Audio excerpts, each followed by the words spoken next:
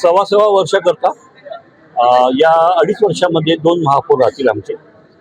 पहिल्या सव्वा वर्षाकरता श्रीचंदजी तेजवानी हे महापौर राहतील. आणखी दुसरं सव्वा वर्ष आशिष अच्चरे यांना महापौर करायचं पक्षाने निर्णय घेतलेला ठरलं की कोर कमिटी हा सगळ्यामध्ये ठरलेला निर्णय आहे आणि याच्यात पक्षश्रेष्ठींनी पण निर्णय घेतला, याच्यामध्ये सहमत होते. सगळ्यांनी मिळून ठरवलेलं आहे.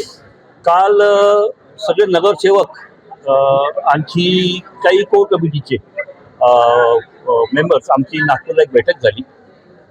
याच्यामध्ये डिस्कशन करण्यात आलं, विचार झाला, आणखी काही निर्णय घ्यायचे असं ठरवण्यात आलं. तसेच आम्ही काही नावं वर पक्षश्रेष्ठींना पाठवले आणि योग्य तेच निर्णय केला पक्षश्रेष्ठींनी पण. आज रवींद्र चव्हाण साहेबांचं पत्र आमचे संघटन मंत्री उपेंद्रजी कोठेकर जे आहेत त्यांना आलं आणि ते आम्ही वाचून दाखवलं. त्याच्यामध्ये सव्वा वर्षाचं 2 महापौर भाजप अमरावतीला देणार आहेत. दोन्ही हे एक्सपिरियन्स्ड यांचे 2 टर्म 3 टर्म झालेले असे हे दोघे नगरसेवक आहेत.